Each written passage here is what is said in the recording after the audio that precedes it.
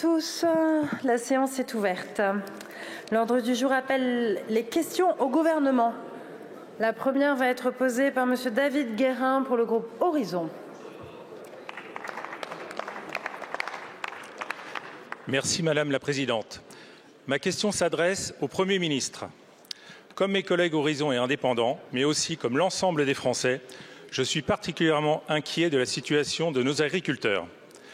Depuis ce week-end, beaucoup se mobilisent pour faire part de leur désarroi, mais aussi de leur colère.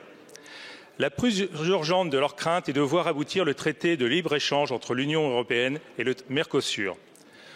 Nos agriculteurs ont le sentiment d'être toujours la variable d'ajustement dans de trop nombreux traités.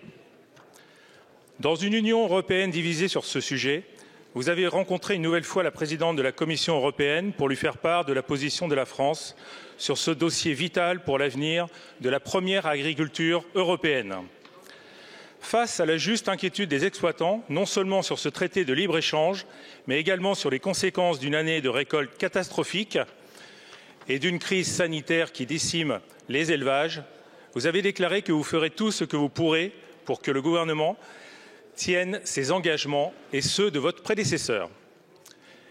Mais bien au-delà, les agriculteurs estiment que leur profession n'est pas réellement reconnue à sa juste valeur.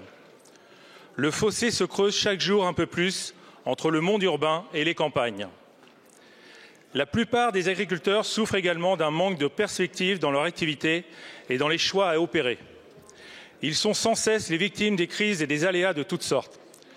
Ils ont besoin de planification, d'un plan urgent pour consolider leur production ou les adapter à un monde en perpétuel changement. Ils se posent même la question, le pays a-t-il encore besoin de nous? Aussi, Monsieur le Premier ministre, pouvez-vous nous faire un point sur la situation et réaffirmer votre soutien à nos agriculteurs dans un souci de reconnaissance de la place dans notre société? Je vous remercie.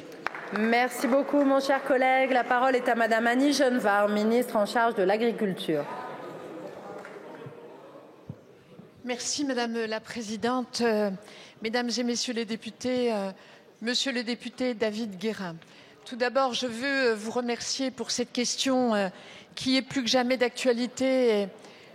Évidemment, Monsieur le Premier ministre, avec qui je partage constamment des échanges sur la question agricole, est pleinement mobilisé avec moi sur les sujets que vous évoquez. Alors, il y en a plusieurs.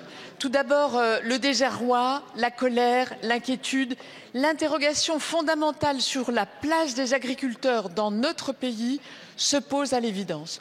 Au-delà de la dimension conjoncturelle, la crise sanitaire, la crise météorologique, l'interrogation sur comment on va passer les difficultés de trésorerie avec la baisse des rendements, il y a très profondément une crise de sens. Je vous rejoins totalement sur ce point.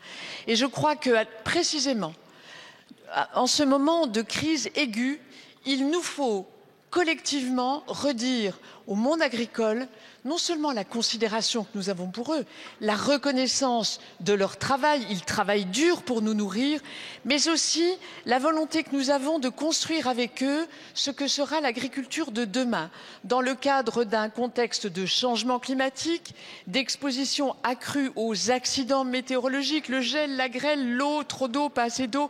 Il faut que nous nous repositionnions avec eux sur la place que nous voulons donner à nos agriculteurs.